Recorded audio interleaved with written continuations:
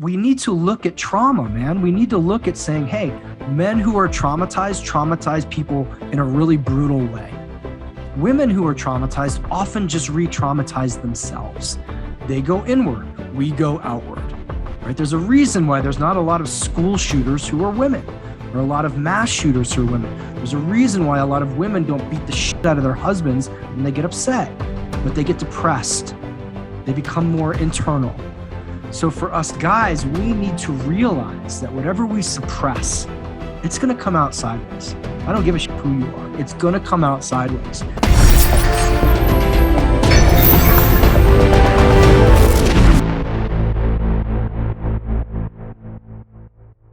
Like, we haven't landed somewhere that people understand yet, Zach, with the idea of emotion.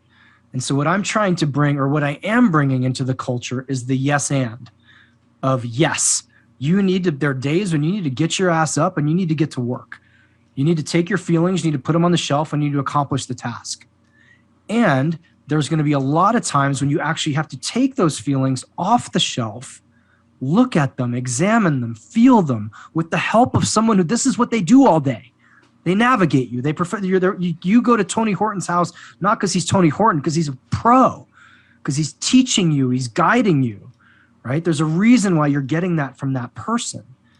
So we need to look at trauma, man. We need to look at saying, hey, men who are traumatized traumatize people in a really brutal way.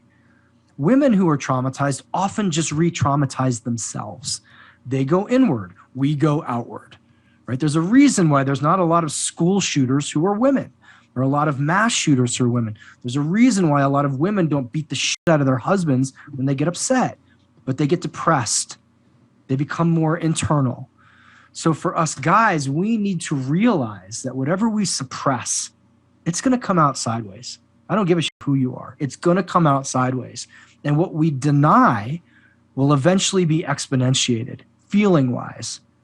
And so we can say this is like, hey, we're logical creatures, right? Like, we get it. I can look at a spreadsheet, I understand spreadsheets.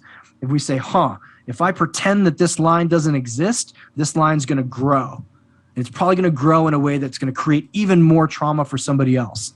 So this is why I say to men, it is now your responsibility to deal with, alchemize, work through, accept, and take ownership for how the things that have happened to you, the grief that you hold, the pain that you hold, the trauma that you've received, the wounds of your life, you have to take responsibility for the fact that they exist and that you're probably acting out of alignment or out of character or in ways that you don't like or ways that are hurting other people.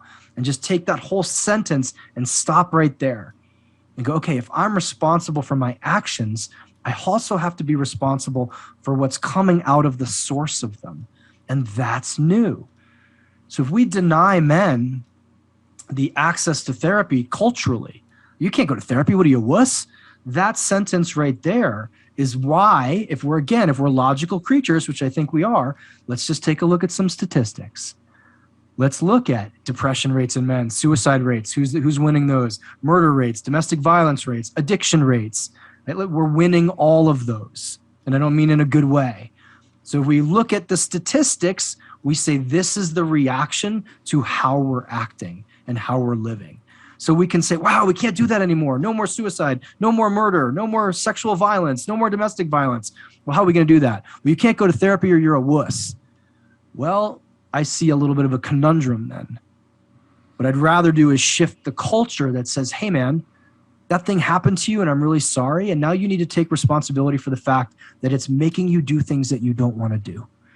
So instead of trying to white knuckle this, like, okay, I'm just never, ever going to look at porn again. Go to therapy.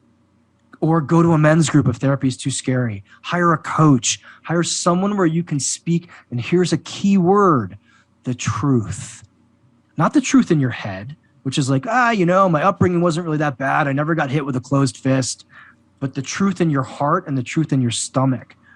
She's like, God, it was terrifying to live in my house.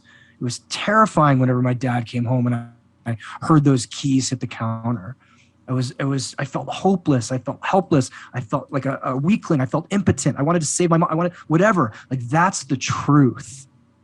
When men speak the truth and other men see them and recognize them and hear them, then the healing happens. And then what do you know? They're not looking at porn. They're not drinking 5 nights a week. They're not working themselves to death. They're not thinking about killing themselves. I'm not trying to take away from the power of capital T trauma, but so many men, Zach, I've been in this business now long enough to hear the stories that go, I have no idea how you're even, I'm literally me going, I have no idea how you're even functioning as a human, given what you've just told me that you witnessed and lived through. And you started the sentence by saying, it wasn't that bad. And then talk about, your career in law enforcement where you had to pull dead kids out of cars, or you were walking in and seeing like just the horror. And this is first responders, this is soldiers, and this is just normal dudes who grew up in really, really awful environments. You're like, well, someone else had it worse. Or, well, like I'm white, so a lot of people have it worse. Or I'm a dude, a lot of people have it worse. And then we go, okay, but look at your behavior.